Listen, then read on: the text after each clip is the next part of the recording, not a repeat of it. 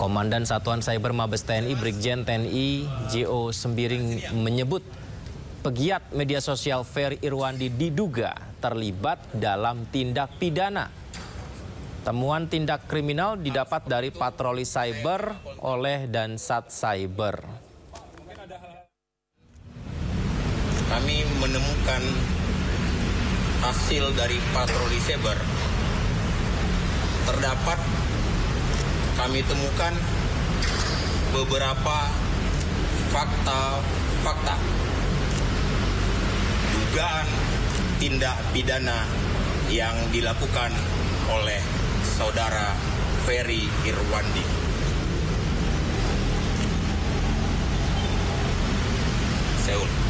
Saya ulangi, kami menemukan beberapa fakta dugaan tindak pidana yang dilakukan oleh saudara Ferry Irwandi. Sebagai warga negara yang taat dengan hukum, kami tentunya mengedepankan hukum. Sehingga atas dugaan tindak pidana tersebut, kami akan melakukan langkah-langkah hukum. Jadi biar kita lanjutkan, saya pikir itu dulu saja. Kami coba, handphonenya mati nggak bisa, stop saya hubungi, saya coba konsultasi karena dia berbicara masalah algoritma dan lain-lain. Saya sebagai Dansat Cyber juga memiliki hal seperti itu, saya coba kontak. Ya, pemirsa, terkait tudingan pada dirinya, Ferry Irwandi juga merespon ternyata. Ini melalui akun Instagramnya menyatakan siap menghadapinya. Ferry mengaku tidak akan kemana-mana. Bahkan tadi sempat kita dengar ya soal sudah dihubungi teleponnya. Ferry Irwandi sendiri menegaskan dirinya tidak akan ganti nomor telepon. Dan tenang aja Pak Jenderal, saya tidak pernah lari, saya masih di Jakarta, saya tidak akan pergi ke Singapura, Cina, dan lain sebagainya Pak. Dan soal tidak bisa dihubungi, saya juga tidak mengerti. Semua wartawan bisa sangat mudah menghubungi saya walaupun nggak pernah minta nomor saya. Dan nomor saya juga udah tersebar di mana-mana. Dan saya harus konfirmasi pesan atau apapun nggak pernah sampai ke saya. Jadi itu aja sih. Dan kalau misalnya tindakan ini dianggap bikin saya takut, khawatir, cemas, tidak Pak. Saya akan jalani, saya nggak akan play victim, rengek-rengek, tidak gitu. Kalau memang mau diproses hukum, ya ini kan negara hukum, kita jalani bersama gitu. Itu aja Pak Jenderal. Semoga sehat, bahagia selalu, senang selalu. Saya juga nggak tahu tidak pidana apa yang saya lakukan. Ya memang Republik ini pantas untuk pemerintah, aparat, dan sistem yang lebih baik. Itu aja dari gue, semoga bermanfaat teman-teman. Buat yang nanya kabar gue, tenang saja, gue baik-baik saja dan akan selalu baik. Ya pemirsa, seorang konten kreator yang memberi dukungan kepada mahasiswa saat demo di depan DPR RI, kini tengah menanti apakah dirinya akan jadi tersangka atau dikriminalisasi. Lalu sebenarnya kita semua bertanya di mana pelanggarannya. Untuk membahasnya sudah hadir bersama kami narasumber istimewa kita, Kepala Bais TNI tahun 2011-2013 Soleman Pontoh, Wakil Ketua Setara Institut Bonar Tigor Nai Pos. Kami juga menunggu Brigjen TNI Juenta Ombo Sembiring dan Sat Cyber TNI untuk bergabung. Saya sapa semuanya, Assalamualaikum, selamat malam Bapak-Bapak sekalian, apa kabar? Assalamualaikum, selamat malam. Selamat malam Mas Yudi. Terima kasih banyak sudah berkenan untuk berdialog bersama kami. Saya ke Pak Soleman dulu. Pak, tanggapannya gimana Pak Soleman terkait langkah Dansat Cyber TNI konsultasi dengan kepolisian terkait dugaan tindak pidana nih Pak oleh Ferry Irwandi? Iya sudah bagus, itulah dia mau laporan ke sana daripada dia cari jalan sendiri. Oke. Itu satu kemajuan bagi tentara, apa yang dia rasakan tidak benar, tidak diselesaikan sendiri. Tapi dia datang kepada polisi, Pak ini ada begini. Bagaimana menurut Bapak? Bagus kan sudah itu. Itu Pak. Ini secara proseduralnya, secara etika dan juga prosesnya bagus begitu Pak ya. Kalau dari isinya sendiri seperti apa Pak? Bagaimana? Ini secara prosesnya sendiri diapresiasi begitu Pak ya. Bagus konsultasi dengan polisi. Tapi kalau tentang dugaan tindak pidananya sendiri oleh Ferry Irwandi ini seperti apa Pak? Apakah memang ada kecenderungannya apa yang disampaikan diungkapkan itu bisa berbau fitnah atau pencemaran atau lain sebagainya? Iya itu, iyalah. itu mereka sampaikan juga kita rasakan juga. Semua saya aja terasa tersinggung kok apa yang dibuat itu sama si Ferry itu. Apalagi mereka ada yang di dalam. Sehingga bagus sekali mereka mau laporkan itu ke dalam, tidak dia cari jalan sendiri, itu aja. Bagian part di mana Pak yang membuat tersinggung Pak? Ini saya baca. Siap. Bagaimana kami ini berpikir, bagaimana cara kita jalan pikiran ya, biar ini tahu bagaimana kita mengurut ya. Siap. Mungkin bagi orang sipil ini hal yang biasa, tapi bagi militer kita lihat ya. Silakan Pak. Ini saya aja bikin saya tulisan. 28 Agustus. Sepanjang sejarah darurat militer selalu hadir dengan janji menstabilkan keadaan. Tapi faktanya kebebasan sipil dibatasi, oposisi ditindas, media disensor. 29 Agustus diulangi. Jangan sampai negara ini jatuh pada darurat militer, karena kalau sampai terjadi, kebebasan sipil akan hilang dan kekuasaan penuh ada di tangan mereka yang memegang senjata. Tanggal 31, update terkini. Darurat militer hari ini bisa kita cegah. Terima kasih hasil kerja keras dan kerjasamanya. Tanggal 5, darurat militer hari ini bisa kita cegah. Terima kasih hasil kerja dan dukungan teman-teman. Pertanyaan kami, mana darurat militer itu yang dibilang di sini sudah kami cegah? Apa ada darurat militer? Digabung dengan ada, itulah bagi kami itu sudah satu hal yang menuduh bahwa kamilah yang merancang segala kejadian itu untuk demi tercapainya darurat militer. Apalagi waktu di Inus disampaikan ini loh ada tentara yang ikut di dalam perusuh. Jadi itu adalah rangkaian. Nah inilah rangkaian melati yang dilihat oleh militer sehingga dia menyimpulkan ini sudah ada framing bahwa kami menginginkan, kamilah yang ada di belakang para perusuh itu untuk supaya terjadi darurat militer.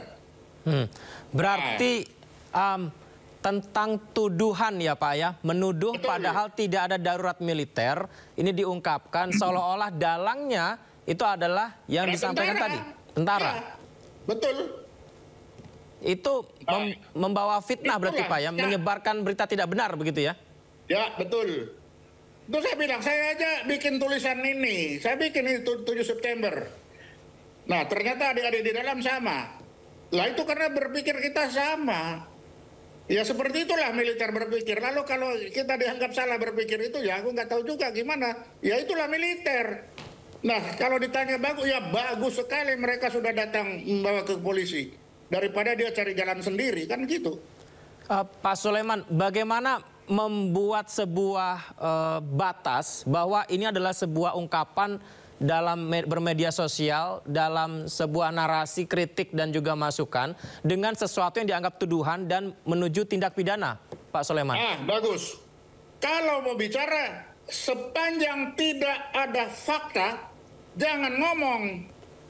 Fakta menurut kami ya, menurut kami intelijen militer, fakta itu apa? Kalau disebut ada 4 faktor, siapa, apa, di mana, dan bila mana. 4 faktor ini harus terpenuhi terlebih dahulu, baru disampaikan. Itu fakta. Kalau salah satu tidak ada di situ, itu artinya ngarang-ngarang. Nah, coba lihat dari apa yang disampaikan tadi. Ada enggak 4 faktor ini disebutkan? Hari ini kapan kami telah melaksanakan darurat militer? Mana darurat militer? Ada enggak darurat militer? Kalau disebut darurat militer yang dimulai tanggal sekian diumumkan oleh presiden, nah itu baru. Tetapi kalau 4 ini tidak terpenuhi, nah itu kemana-mana. Kami pun merasa bahwa ini tuduhan kepada kami, kan bisa aja gara-gara tidak ada keterangan yang benar. Itulah sebabnya kalau menyampaikan sesuatu di media seperti ini, ya jangan kalau 4 ini tidak terpenuhi. Kalau 4 ini tidak terpenuhi akan menghadirkan hal-hal seperti sekarang. Jadi kami bukan Bukan tidak mau, bukan. Tapi mari kita penuhi apa kriteria-kriteria yang harus dipenuhi supaya tidak ada yang tersinggung. Nah, gitu. Baik. Baik Pak Sulaiman, saya ke Pak Coki ya. Pak Coki, ini menarik ini. Saya minta tanggapannya terlebih dahulu Pak tentang apa yang kita bicarakan nih Pak. Ya, kalau saya melihat apa yang diucapkan oleh Peri Wandi ini ya biasa-biasa saja. Ya, ini kan konsekuensi dari teka-teki yang muncul. Apa sih yang sebenarnya terjadi dalam kerusuhan kemarin? Apakah emang ada dalangnya? Siapa yang mengambil keuntungan dari peristiwa itu semua, gitu loh. Dan kemudian memang selalu ini kan ada yang disebut, secara jujur saya katakan adalah fobia Orde Baru. Ya, jadi memang ada kekhawatiran terutama di kalangan kelas menengah, di kalangan terpelajar bahwa kita akan regresi kepada situasi di mana Orde Baru berkuasa pada saat itu. Apalagi kemudian kalangan kelas menengah kan curiga dengan Undang-Undang TNI kemarin, kemudian juga dengan banyaknya posisi-posisi tertentu yang diduduki oleh perwira TNI meskipun sudah tidak aktif gitu kan, tapi ini kan seakan-akan kemudian ada upaya-upaya untuk mengambil posisi-posisi tertentu, dan ini kan kemudian dibawa ke presidenan Pak Prabowo yang dulu memang kemudian dikenal juga Pak punya reputasi yang mungkin bagi banyak orang juga masih dipertanyakan komitmennya terhadap demokrasi dan hak asasi manusia, mungkin gitu ya. Tapi inilah ini situasinya memang kemudian menimbulkan banyak spekulasi-spekulasi. Jadi apa yang dikatakan yang Irwandi ini mungkin tidak spekulasi dia, karena kan banyak kita semua tahu lah di media sosial, bahkan juga kadang-kadang di media mainstream ada analisa-analisa yang bersifat spekulatif. Ya kadang-kadang kemudian mendiskreditkan pribadi tertentu, institusi tertentu, dan inilah sebabnya mengapa kalau ini dibiarkan akan muncul terus hal-hal semacam ini gitu loh. Karena itulah kemudian Setara Institut kan mengusulkan dibentuk TPGF supaya kita tahu sebenarnya apa yang terjadi dan siapa sebetulnya pelakunya gitu loh. Karena kan banyak berita-berita yang menunjukkan bahwa loh itu nggak mungkin kalau nggak ada ya orang-orang yang memanfaatkan. Kok peristiwa penyerangan misalnya di rumah Bu Sri Mulyani ada 2 gelombang, kemudian ada orang yang memberikan aba-aba, kemudian ada yang menggunakan pakaian hitam-hitam, seakan-akan bahwa itu ada terorganisir dan sebagainya. Nah ini spekulasi-spekulasi ini kan tidak terjawab gitu. Ya, sementara pihak kepolisian hanya sibuk kemudian menggunakan undang-undang ITE untuk menjerat orang-orang yang dituduh menghasut dan melakukan agitatif gitu loh. Tapi siapa yang tadi yang menjadi timbul tanda tanya pada publik belum dijawab oleh polisi gitu. Karena kalau hal semacam itu tidak terjawab, muncullah spekulasi-spekulasi ini gitu loh. Dan ya TNI harus harus berbesar hati, tunjukkan bahwa dia juga mau menjawab bahwa loh kalau memang bukan kami, bukan mereka, bukan kami, dia juga harus memberikan jawaban dengan cara terbuka saja. Tuduhan Peri Wandi ini salah. Ini loh buktinya bahwa kita tidak melakukan seperti dia tuduhkan. Tidak perlulah kemudian misalnya dibawa kepada aparat hukum. Dan yang juga jadi lucu sebetulnya, yang jadi pertanyaan juga bagi kalangan masyarakat sipil adalah apa sih sebetulnya tugas dari Satgas atau Satuan Siber TNI? Bukannya Satuan Siber TNI kan seharusnya melakukan upaya-upaya menjaga pertahanan kita dari ancaman-ancaman siber dari luar, gitu ya, yang bersikap pada pertahanan. Kalau bersikap karena keamanan dalam negeri, cukup itu ada tugas dari Satuan Siber dari polisi. Nah, itu yang pertama. Yang kedua, kalaupun misalnya TNI merasa merasa direndahkan atau merasa difitnah dan sebagainya, kan nggak perlu juga kemudian misalnya harus datang show force datang ke kantor polisi untuk begitu. Cukup dia pakai jalurnya untuk coba cek ini benar nggak nih apa yang dilakukan Peri Irwandi. Jadi cukup tanpa terbuka kepada publik. Justru apa yang dilakukan oleh TNI itu justru sebetulnya kemudian merugikan posisi TNI sendiri. Karena kemudian terlihat bahwa sekarang kan kok TNI kok tidak bisa menjaga posisi ya gitu ya. Berarti terlalu Pak Coki, terlalu reaktif begitu. Maksudnya adalah ini merugikan TNI sendiri dan kurang berbesar hati kalau mengarahkannya ke ranah proses ke aparat, begitukah? Ya kalaupun misalnya TNI merasa itu adalah upaya serangan kepada dia dan upaya untuk mendiskreditkan TNI, kan ada caranya gitu loh. Tidak perlu misalnya show force atau apalagi di depan wartawan TNI datang ke kantor polisi. Ada cara sendirilah. Bagaimana TNI kemudian misalnya melalui jalur-jalur sendiri katakan, Pak Polisi ini ada begini-begini. Coba Pak Polisi ini investigasi, selidiki apakah benar. Tidak perlu harus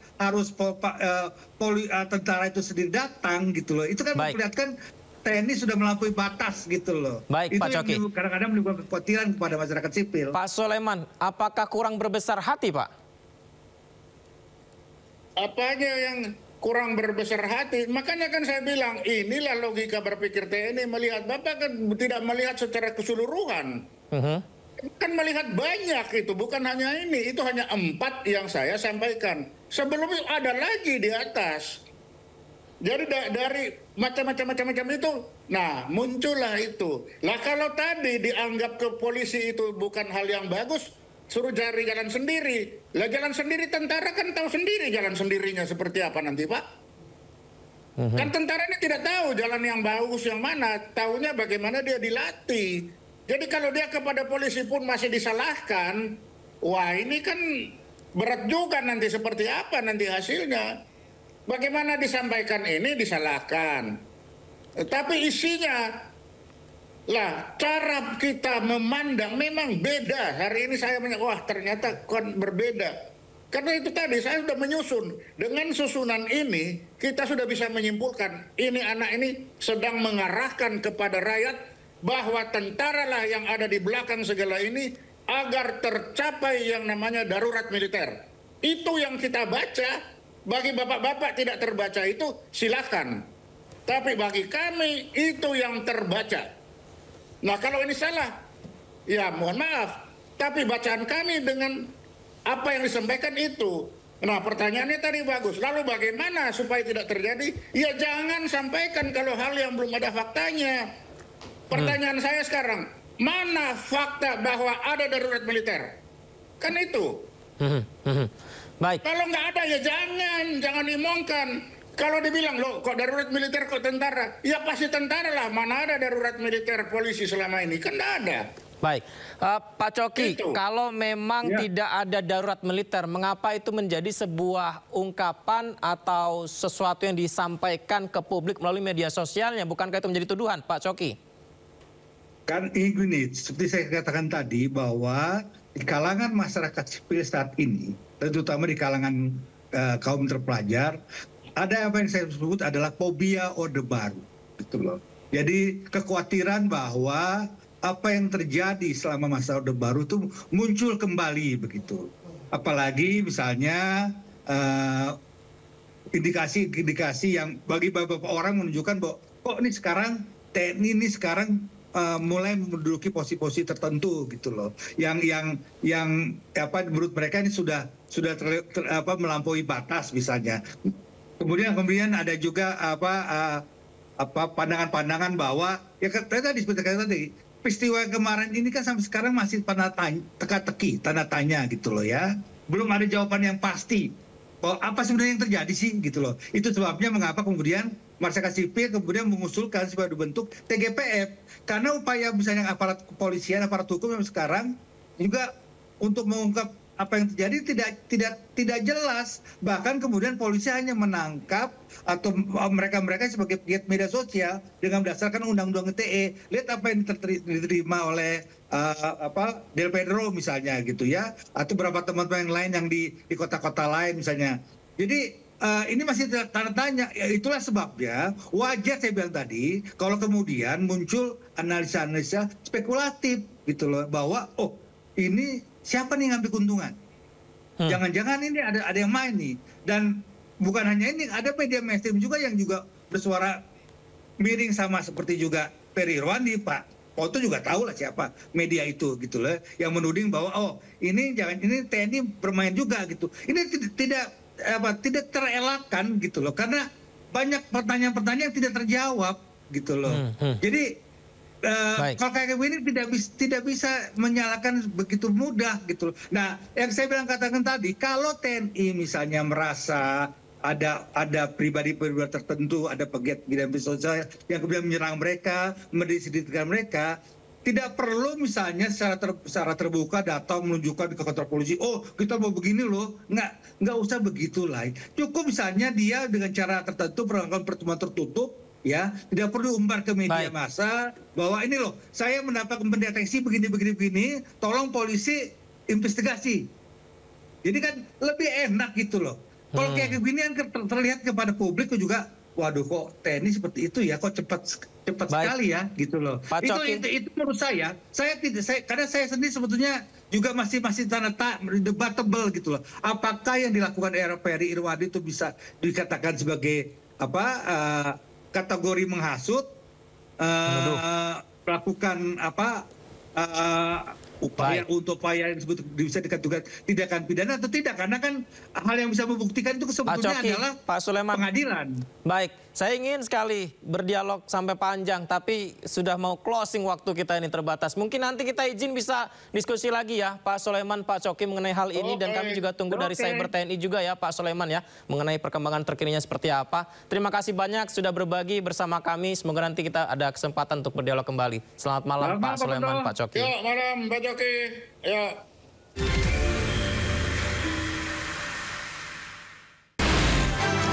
Sumber berita aktual tersaji lengkap di sini. 7 pelaku dalam kasus Hezbollah meluncurkan Sindo Today. Satres narkoba. Hujan deras di sana. Mobil rombongan wartawan. Sindosia. Korban meninggal dunia dan Indonesia, 100 orang terluka dalam. Sindo Sore. Kobaran api besar banjir setinggi 7. Ate berjabat tangan dan berbincang akan. Sindo Malam. Sindo News TV Beyond Headline.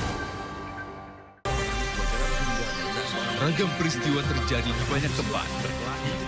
Menelantarkan bayi berusia 3 bulan. Ditemukan narkoba di dalam rumah.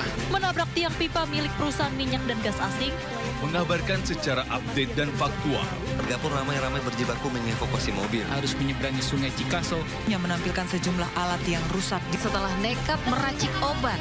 Sindo File. Setiap Senin sampai Jumat jam 6 sore. Di Sindo News TV. Daru itu meninggal bukan karena bunuh diri, tapi kalau itu merupakan tindak pidana, kita juga sudah siap. Sebenarnya kesenjangan itu akhirnya yang menimbulkan polarisasi. Kalau mau membawakan karya cipta orang, itu harus mendapatkan izin. Dengan segala keterbatasan yang ada di negara ini, bersyukurlah. Jangan lewatkan One on One. Senin pukul 8:30 malam. Di Sindo News TV. Ragam peristiwa terjadi di banyak tempat. Menelantarkan bayi berusia 3 bulan. Ditemukan narkoba di dalam rumah. Menabrak tiang pipa milik perusahaan minyak dan gas asing. Mengabarkan secara update dan faktual. Warga pun ramai-ramai berjibaku mengevakuasi mobil. Harus menyeberangi sungai Cikaso. Yang menampilkan sejumlah alat yang rusak. Setelah nekat meracik obat. Sindo File. Setiap Senin sampai Jumat jam 6 sore. Di Sindo News TV. Anda masih bersama kami di Sindo Siang. Calon kepala daerahnya Partai Buruh. Kapus Penkum. Kota Sukabumi. Mahkamah Konstitusi. Terkait perundungan. Calon kepala daerah. Bakal calon sebagai hakim anggota. Sindo Siang. Setiap hari pukul 10:30. Live. Today I stand here with a dream of building a new Nepal. Video seorang anak laki-laki yang masih duduk di bangku SMA, Avishka Raut, mendadak viral setelah menyampaikan pidato berani tentang isu korupsi di Nepal dalam sebuah acara sekolah. Dalam pidato berjudul Jai Nepal yang ia bawakan pada Maret 2025 itu, menarik perhatian publik karena gaya penyampaiannya yang tegas dan penuh semangat, hingga membakar semangat generasi muda di tengah demonstrasi besar-besaran yang terjadi di Nepal. Nepal, our mother! This country gave us birth, nurtured us.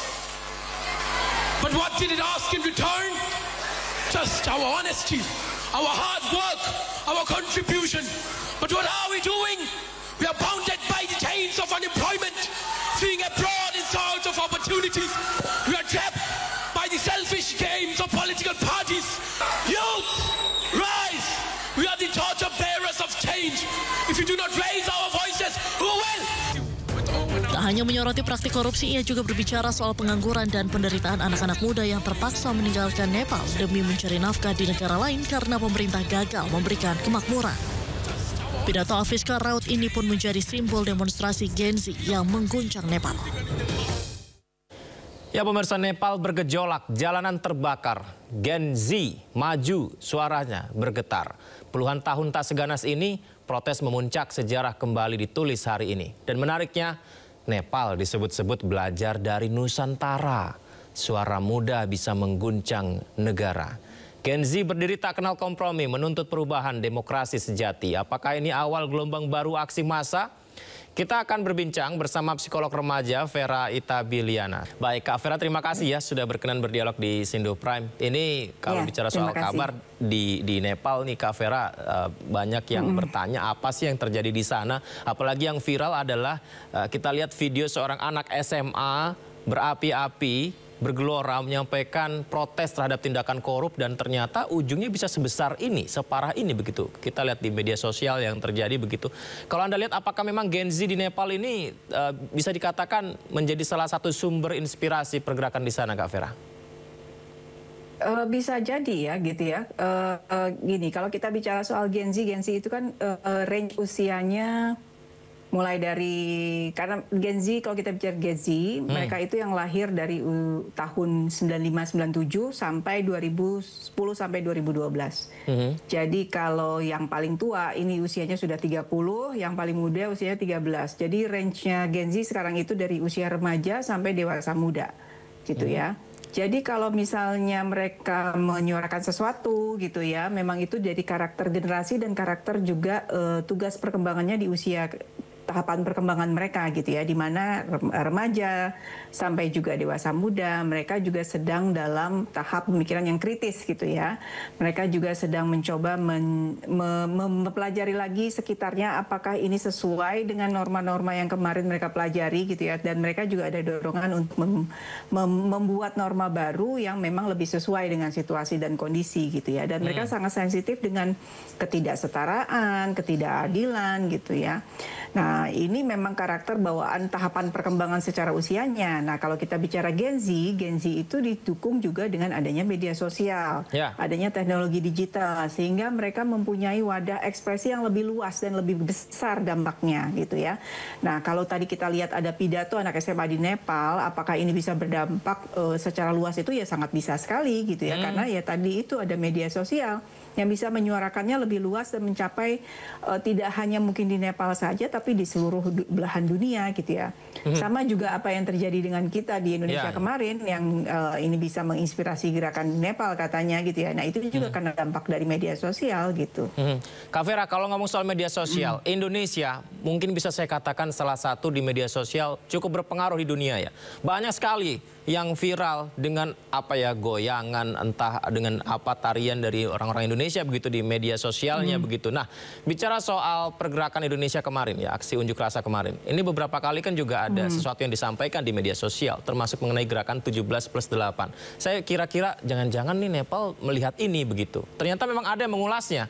Apakah ini salah satunya bisa saja terinspirasi gerakan 17+8 atau karena kegelisahan akar rumputnya, Kak Vera?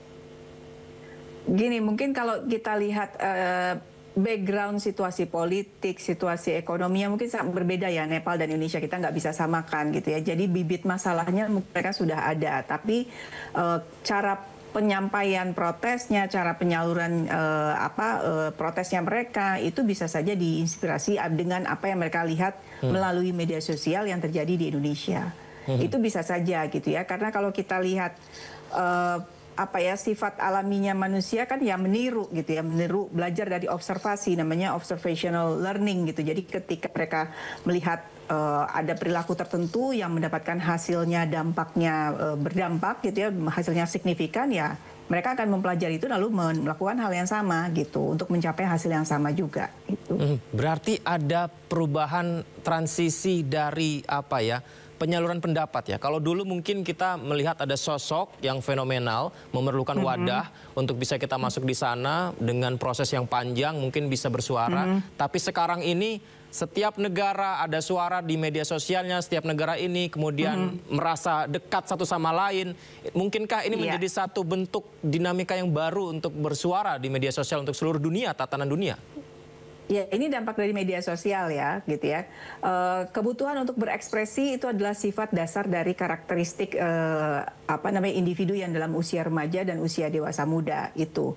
Nah, ketika mereka bertemu dengan media sosial yang membuka jangkauannya lebih luas dan borderless, nggak ada batasan gitu ya, siapapun bisa menyampaikan apa yang mereka pikirkan, mereka rasakan gitu ya. Nah, ini jadi klop banget gitu ya, ketemu dengan media sosial yang memang bukan wadah ekspresi dan sensasinya juga dapat karena jangkauannya luas, viral gitu ya, banyak orang untuk komentar dan sebagainya ya, jadi sensasinya dapat juga. Jadi attract of attention-nya, jadi untuk mendapatkan perhatiannya juga itu dapat, karena itu kan yang ditargetkan gitu ya. Bagaimana suara mereka didengar, bagaimana mereka dapat diperhatikan. Jadi sebenarnya intinya Kak Yudi, kalau kita bicara soal Gen Z ya, ketika mereka berteriak-teriak di jalan gitu ya, mereka protes dengan ketidakadilan, ketidaksetaraan, apapun yang mereka anggap ini tidak tepat gitu ya. Sebenarnya intinya satu, mereka cuma butuh didengarkan aja dulu gitu. Jangan terus kabur, jangan terus menganggap ini anak kecil, anak-anak muda tahu apa sih gitu ya. Didengarkan gitu, didengarkan. Karena kalau kita bicara soal Gen Z, mereka itu adalah generasi yang kritis gitu ya. Mereka kritis, mereka tahu banyak gitu dibandingkan generasi-generasi sebelumnya. Dan mereka bisa cari tahu apa saja dengan cepat dan dengan mungkin lebih akurat gitu ya dibandingkan generasi sebelumnya yang dalam tanda kutip masih gaptek gitu ya, masih meraba-raba dengan teknologi digital sekarang gitu. Kalau anak Gen Z gitu ya, mereka kritis, mereka sangat ekspresif dan mereka sangat sensitif, sangat peka dengan isu-isu sosial dalam di sekitar mereka gitu ya. Jadi mereka bukan, kalau kita lihat Gen Z kan mereka kayaknya asik aja dengan gadgetnya ya, gitu ya. Kayaknya mereka nggak peduli dengan lingkungan, tapi justru mereka sebenarnya sangat peduli, gitu ya. Kita banyak lihat kelompok-kelompok remaja yang mereka menyentuh isu-isu sosial, misalnya membersihkan sampah dan sebagainya. Itu adalah satu bentuk Gen Z yang memang mereka peduli dengan lingkungan sekitarnya, isu-isu politik, isu lingkungan dan sebagainya itu mereka sangat suka sekali gitu. Kalau kita bicara Nepal lagi, Kak Vera. Ini sebelum terjadinya kerusuhan yang bisa dibilang ini salah satu yang mengerikan ya di sana ya, karena tersebar juga video-videonya di media sosial gitu. Nah, ini sebelum kerusuhan itu, unjuk rasa itu adalah akses sosial media diblokir pemerintah. Apakah itu menjadi pemicu utama? Mengingat Gen Z juga sebagai pengguna aktif medsos, Kak. Kalau menurut saya ya itu trigger dari tumpukan-tumpukan masalah sebelumnya memang sudah besar gitu ya, sudah sudah membuat mungkin tumpukan-tumpukan amarah dari Gen Z ini terutama gitu ya. Nah, ketika ini dipotong, di-cut gitu ya, diblokir, kan kita di Indonesia juga ada wacana ini nih sebelumnya gitu ya, cuma kita lebih hati-hati dalam menyikapinya gitu. Kan media sosial ini selain sebagai wadah ekspresi juga wadah hiburan, wadah untuk mencari uang gitu ya, banyak sekali perannya media sosial. Jadi memang tidak segampang itu. Misalnya kita lihat media sosial ini ternyata dampaknya negatif untuk anak-anak, jadinya main gadget terus, main game terus kita langsung cut. Memang tidak bisa semudah itu karena peranannya banyak sekali gitu. Nah, kalau di Indonesia menurut saya pemblokiran media sosial kan kita belum sampai ke sana ya, belum itu isunya gitu. Jangan sampai ya. Nah, kalau di Nepal, kalau menurut saya ya jangan sampai. Jangan sampai ya, kita juga belajar nih dari apa yang terjadi di Nepal ya. Kita nggak mau nih kayak gini, karena kalau situasinya sudah chaos seperti ini kan tidak membawa hasil yang lebih baik juga gitu ya, tidak terjaga. Ada dan satu hal saya juga, terus terang ya salut ya. Satu hal yang Kak Vera sampaikan tadi adalah Gen Z itu kan ingin didengar saja begitu ya. Cuman begini Kak, dalam pemerintahan terkadang ada perbedaan zaman atau perbedaan tindakan aktivitas yang dialami nggak begitu banyak Gen Z atau Gen Z yang ada di pemerintahan kan ya, dengan formalitas yang biasa berlaku di pemerintahan sekarang, dengan adat kebiasaan yang masih tidak seperti yang pikirkan ataupun dimaklumi oleh Gen Z gitu. Bagaimana mencari titik temu? Contohnya begini, ketika Gen Z atau Gen Z bersuara di media sosial, memberikan kritikan, tapi untuk generasi yang sebelumnya ada di pemerintahan merasa itu menyinggung dan fitnah atau tuduhan. Bukankah itu jadinya gak ketemu nih? Nah ini gimana supaya melihat titik tengahnya supaya ini ada pertemuannya gitu?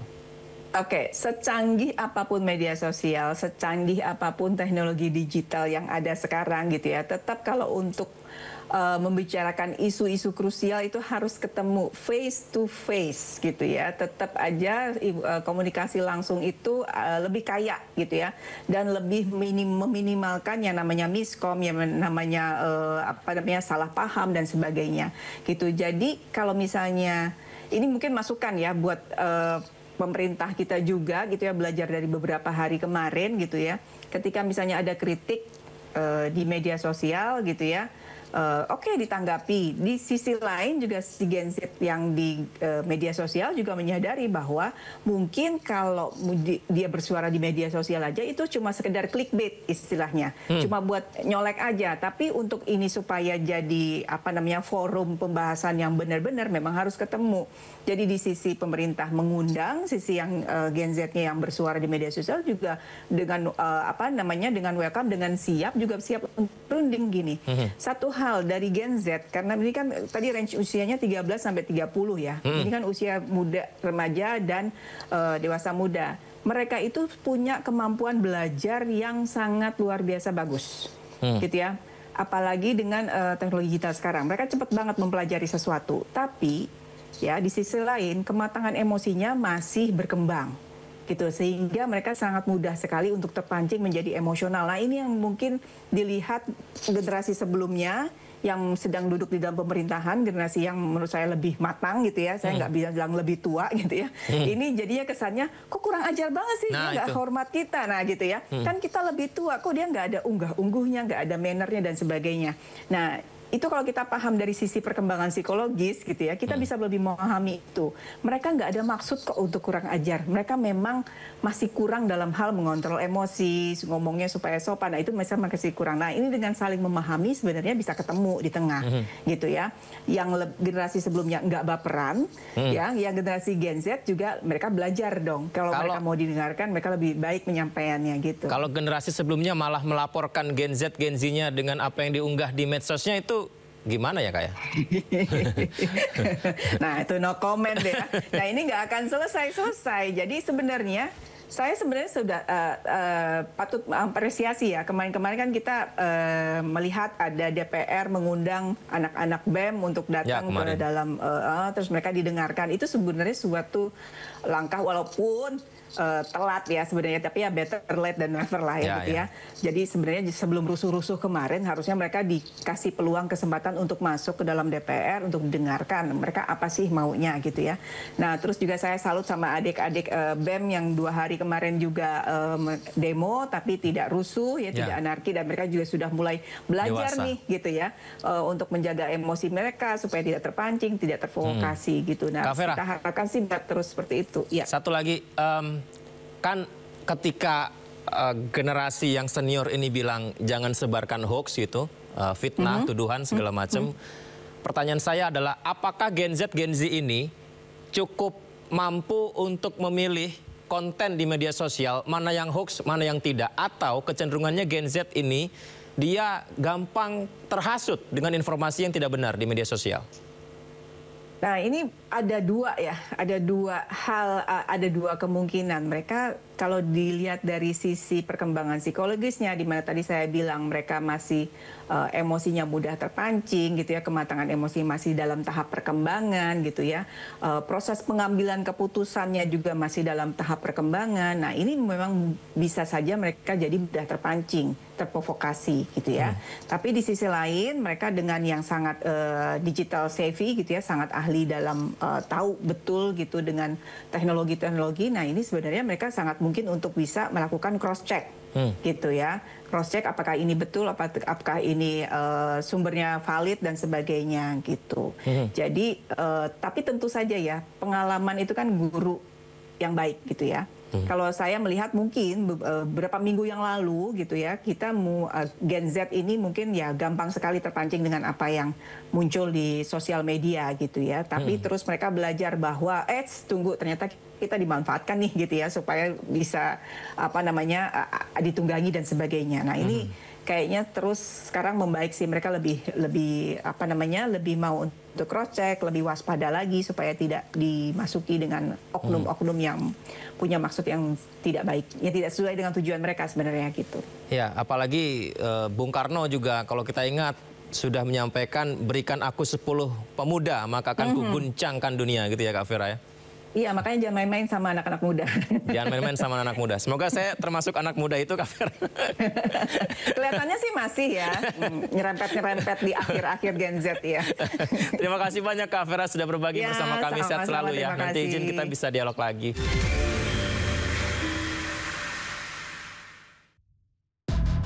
Menguak kasus hukum dan politik di Indonesia. Berencana menerapkan program wajib militer bagi anak-anak bermasalah, terutama mengedepankan objektivitas dan juga fakta yang ilmiah. Kalau menurut saya, ini kan masalah pribadi. Membahas setiap cerita dari banyak sudut pandang. Semuanya gugur, belum ada yang dipulangkan. Satu pun terkecuali digantung. Jangan lewatkan Inside Story di Sindo News TV. Program berita teraktual prime time Anda. Presiden Republik Indonesia tiba di Brussel, Belgia. Dugaan korupsi kuota haji. 1.000 rekening penerima bansos terindikasi judi online. Menggali banyak peristiwa dari beragam lokasi. Muhammad Riza Khalid jadi salah satu tersangka. Olah tempat kejadian perkara kasus tewasnya diplomat. Dapatkan informasi penting di Sindo Prime setiap Senin sampai Jumat jam 7 malam di Sindo News TV. Isu terhangat sepekan terakhir.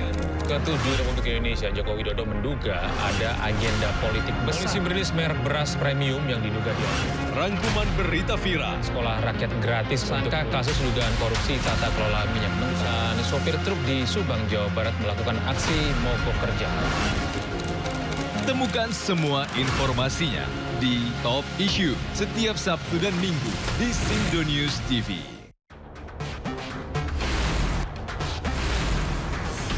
Rangkuman peristiwa di akhir pekan. Terus mengungkap praktek ratusan warga rela anti pajak. Melihat pemberitaan dari banyak sisi. Prabowo Subianto juga untuk menyerap gabah kering panen petani yang faktanya juga bahwa beliau masih dalam pemulihan. Ini harus diperbaiki gitu ya. Sindo Files Weekend, Sabtu dan Minggu, pukul 6 sore di Sindo News TV.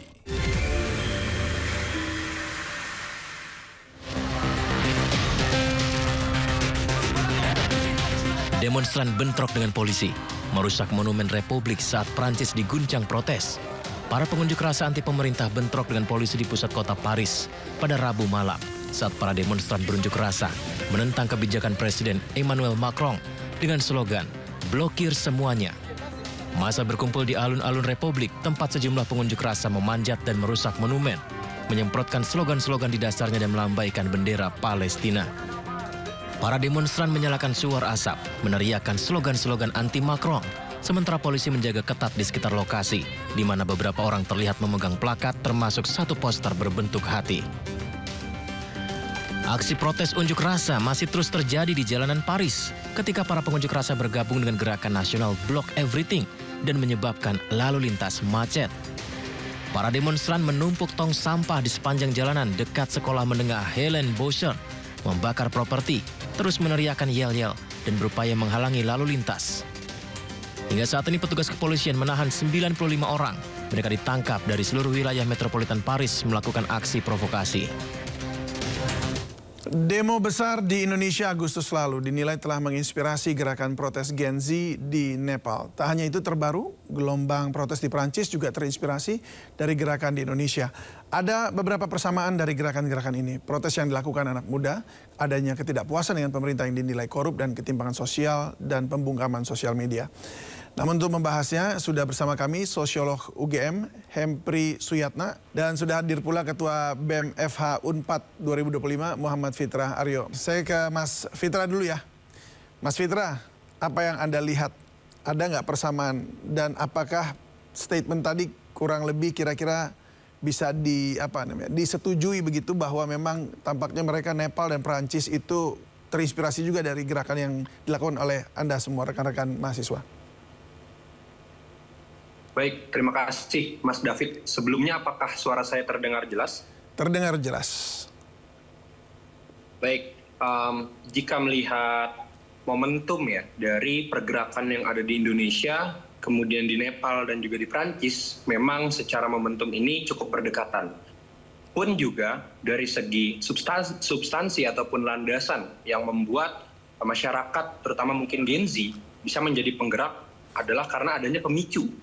Pemicu dari tindak tanduk, tingkah laku pejabat publik yang ada di Indonesia maupun di Nepal yang rasa-rasanya di sini memiliki kemiripan, yaitu langgengnya praktik korupsi, kolusi dan juga nepotisme, kemudian kebijakan-kebijakan ketimpangan ekonomi dan juga ketiga hal tersebut berakumulasi sehingga menciptakan ketidakadilan gitu di kehidupan sosial bermasyarakat. Jadi saya melihatnya bahwasanya memang di sini kalau dibilang terinspirasi mungkin, tapi justru kita yang mengagumi kawan-kawan di Nepal sana gitu, bahwasanya pergerakan mereka bisa sampai gitu pada tujuannya. Sedangkan mungkin di gelombang demonstrasi di Indonesia kemarin itu kita masih belum ada respon dari pemerintah gitu. Bahkan mungkin masih minim responnya gitu dari pemerintah.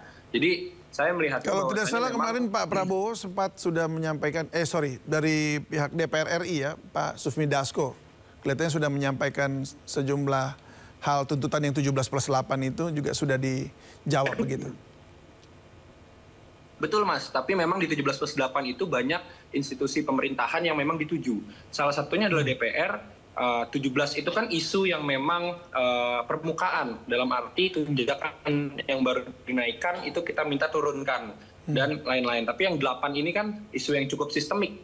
Isu yang cukup sistemik namun belum ada responnya gitu, karena memang jangka waktunya itu adalah 1 tahun. Lebih long term. Cuma memang di samping itu Presiden Prabowo juga sudah merespon gitu. Ada beberapa tuntutan yang menurut Pak Prabowo itu logis dan ada yang tidak gitu. Tapi sayangnya yang tidak itu adalah berkaitan dengan pemfokusan kembali Tentara Nasional Indonesia untuk menjaga profesionalitasnya di barak dan bukan di ruang sipil gitu. Jadi bagi Prabowo itu bukanlah satu hal yang masuk akal gitu katanya. Nah itu mungkin respon yang cukup mengecewakan gitu kalau bagi saya.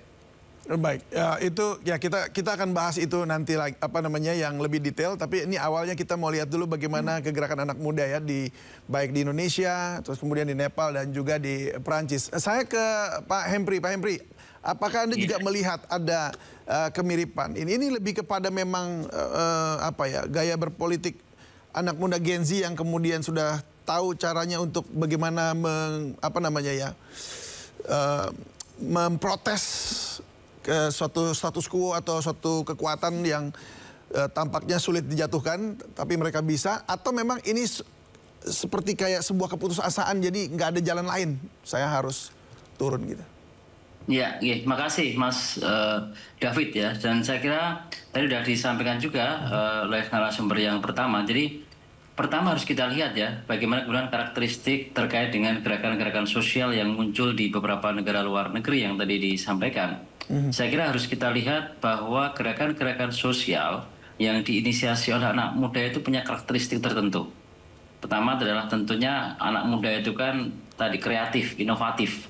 Yang kemudian juga yang kedua adalah anak-anak muda itu kan dia juga kritis dan kritis ya. Ini yang dan juga mungkin punya kemampuan adaptif yang luar biasa. Nah, karakter-karakter generasi muda itu kemudian dipadu misalnya dengan kekuatan digital ya, kekuatan media sosial itu menjadi sebuah kekuatan yang luar biasa untuk kemudian menjadi agensi atau menjadi alat untuk mendesakkan kepentingan-kepentingan terhadap pemerintah maupun juga pihak yang berkuasa. Saya kira dimanapun berada bahwa gerakan-gerakan sosial baik itu yang diinisiasi oleh anak muda maupun juga yang bukan anak muda itu selalu kemudian ditentukan oleh satu hal, bahwa ada soal ketidakpuasan, ada soal ketidakadilan, ada soal ketidaknyamanan misalnya, yang menyebabkan kemudian akhirnya masyarakat itu kemudian bergerak untuk melawan berbagai bentuk perubahan-perubahan yang mungkin kurang pas bagi mereka. Dan ini yang selama ini memang pilar bagi gerakan-gerakan sosial itu kan memang selalu anak-anak muda. Saya kira kalau bicara tentang konteks Indonesia 1965, Trituran 6566, kemudian juga gerakan-gerakan sosial 1998, dan kemudian yang terjadi juga di akhir-akhir ini kan inisiatornya adalah anak-anak muda. Karena memang anak muda punya tadi kemampuan untuk melakukan inovasi, kreativitas, ya, dan kemudian juga punya sikap kritis. Mereka adalah kelas-kelas menengah yang memang kemudian mengandalkan dunia intelektual mereka untuk kemudian menggerakkan isu-isu perubahan yang muncul. Dan ini apalagi di konteks sekarang adalah dipadu dengan berbagai hal soal dunia media sosial digital. Saya kira kekuatan digital citizenship yang didominasi oleh anak muda itu menjadi sebuah kekuatan yang luar biasa yang mungkin akan bisa menjadi kekuatan penekan bagi rezim-rezim yang mungkin tidak berpihak atau mungkin yang dianggap tidak pro terhadap kepentingan rakyat. Jadi ini memang polanya global sebenarnya ya, bukan sifatnya lokal begitu. Artinya seluruh anak muda di seluruh dunia juga pasti akan berpikiran kritis dan pemikiran yang sama. Tapi masih ada nggak sih yang meremehkan kegerakan anak-anak muda seperti ini kalau Anda lihat? Ya, saya lihat memang masih ada ya. Artinya memang ya dianggap bahwa misalnya ya anak-anak muda itu kan mungkin dianggap mungkin tadi tidak produktif ya. Apalagi ketika ya sebagian anak muda kan juga banyak problem-problem soal misalnya soal pola perilaku konsumtif, yang kemudian soal budaya selebritis dan sebagainya, yang itu ya mungkin juga menjadi salah satu handicap bagi generasi-generasi muda yang ada di Indonesia maupun juga di dunia pada umumnya. Artinya bahwa memang tidak semua generasi muda itu punya misi, punya orientasi untuk kemudian berjuang untuk konteks rakyat ya. Artinya mereka berpikir secara kritis dan idealis. Tapi kita juga lihat sebagian anak muda mungkin juga tadi lebih banyak memandang dia sebagai sisi yang konsumtif, hedonis dan sebagainya. Tapi saya yakin bahwa sebenarnya anak-anak muda itu punya potensi yang luar biasa untuk kemudian menjadi generasi-generasi yang tadi bisa menjadi sebuah generasi yang kreatif dan menjadi inisiator terhadap proses-proses perubahan-perubahan yang terjadi. Dan saya kira dipadukan dengan dunia digital, saya kira akan menjadi sebuah kekuatan yang luar biasa untuk melawan hambatan-hambatan struktural yang mungkin tidak pro terhadap masyarakat. Jadi soal misalnya persoalan kegiatan kita peka terhadap sosial bangsa itu saya kira tantangan intelektual sekarang. Jadi teman-teman generasi muda tidak hanya soal bicara tentang konteks intelektual, tapi betul tadi yang disampaikan oleh Mas David, ada tanggung jawab moral. Nah, perpaduan antara intelektualisme dengan tanggung jawab moral ini yang sebenarnya dibutuhkan oleh bangsa. Sehingga kemudian mereka punya kepekaan terhadap isu-isu sosial yang ada di sekitar mereka, isu-isu politik yang ada di sekitar mereka, sehingga mereka benar-benar menjadi sebuah generasi yang memang tumbuh berkembang untuk bagaimana kemudian mereka punya kepekaan dan akhirnya mereka berjuang untuk rakyat. Jadi dua perpaduan tadi, mahasiswa tidak hanya soal sisi intelektual, tapi juga harus punya tanggung jawab moral sehingga ini bisa memberikan kontribusi terhadap bangsa ini menjadi lebih baik. Pak Hempri, Anda melihat kalau kegerakan seperti yang eskalasi yang terjadi ini kan cukup besar di Perancis dan apalagi di Nepal sampai saat ini tidak ada pemimpinnya sama sekali. Nah, baiknya di Indonesia ini sampai seberapa sebenarnya ujungnya kalau Anda melihat supaya betul-betul apa yang disuarakan itu betul-betul didengar dan betul-betul terwujud begitu? Iya, betul. Jadi kata kunci menurut saya adalah memang soal bagaimana kemudian aspirasi dan partisipasi dari stakeholder itu diakomodasi di dalam sebuah proses-proses politik yang ada.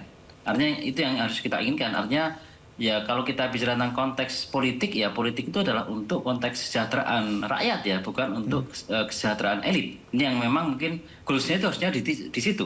Sepanjang goals-nya itu tidak sampai ke situ ya mungkin masih akan ada banyak hambatan-hambatan struktural yang mungkin itu akan menjadi persoalan yang itu mungkin harus dikritisi oleh anak-anak muda. Jadi memang harus ada target-target yang kemudian memang itu jelas dan harapannya kemudian dari mahasiswa atau khususnya generasi muda itu bisa melakukan kritis terhadap itu. Dan pemerintah harus kemudian membuka ruang-ruang aspirasi, dialog-dialog publik, komunikasi-komunikasi yang intensif dengan berbagai lapisan yang ada di masyarakat termasuk anak-anak muda. Selama ini kan yang terjadi adalah bahwa kemudian kebijakan-kebijakan itu seringkali cenderung elitis, ya cenderung kemudian meninggalkan berbagai pola-pola kepentingan yang ada, termasuk aspirasi anak-anak muda di situ, sehingga seringkali itu yang menyebabkan kemudian kebijakan akhirnya menjadi cenderung elitis dan kemudian ya menjadi kontra yang dilakukan oleh masyarakat, khususnya anak-anak muda, sehingga proses-proses pengambilan kebijakan menurut saya harus ada transparansi, ada akuntabilitas, harus ada partisipatif, sehingga tadi goalsnya adalah ya tadi politik untuk kesejahteraan. Kalau misalnya undang-undang ya memang yang undang-undang yang memang mengakomodasi bagaimana kemudian kepentingan rakyat itu muncul di situ misalnya. Ini yang saya kira harus kemudian juga disampaikan. Artinya ketika ada proses-proses dialog, proses komunikasi yang intens, harapannya kemudian ini bisa jalan ya, bisa terbuka, dan akhirnya apa yang menjadi kesulitan pemerintah pasti saya yakin itu juga mungkin akan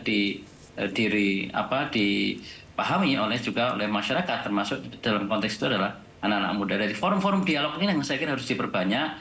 Pemerintah tidak harus kemudian merasa kritik itu sebagai sesuatu yang mengancam, tapi justru kritik itu adalah bagian dari sebuah proses untuk membuat legislasi, membuat kebijakan-kebijakan itu menjadi lebih baik. Kira-kira gitu, Mas. Iya, ya, karena memang kita negara sebenarnya kita nih negara yang suka bergotong royong nih sebenarnya, dan juga bermusyawarah mufakat begitu. Tapi ya kalau kita lihat memang kemarin soal PBB mungkin itu salah satu pemicunya ya. Nggak diajak ngobrol, tahu-tahu naik 1000% begitu. Aduh, itu ngaget-ngagetin, jadinya rame begitu. Nah, saya kembali ke Mas Fitra. Kalau Anda melihat dan memantau sosial media, karena kita tahu Anda seluruhnya juga pasti menggunakan sosial media untuk berkomunikasi dan menyampaikan narasi begitu ya. Sejauh ini Anda melihat bagaimana pergerakannya masih terus cair begitu, dan kemudian ada perbincangan untuk gerakan lanjutan? Baik, kalau melihat arus sosial media selama gelombang demonstrasi kemarin memang jelas sangat masif ya, Mas David. Karena sosial media bisa dikatakan sebagai corong utama lah dalam penyebaran informasi, dalam proses penyadaran politik juga gitu. Jadi saya melihatnya bahwasanya memang banyak kawan-kawan yang tadinya mungkin belum aware jadi aware, belum sadar jadi sadar, dan belum tahu jadi mengetahui gitu. Mungkin itu adalah salah satu dampak positif gitu dari sosial media yang digunakan sebagai medium pergerakan. Nah, pun juga terkait dengan eskalasi lanjutan pada saat ini, kalau dari kami pun juga melihatnya memang di sosial media sudah cukup mereda, dalam arti arus informasi terkait dengan gelombang demonstrasi ini sudah cukup mereda. Akan tetapi mungkin tidak menutup kemungkinan eskalasi lanjutan akan digalakan gitu. Karena memang pada dasarnya apa yang kita suarakan ini rasa-rasanya belum banyak didengar.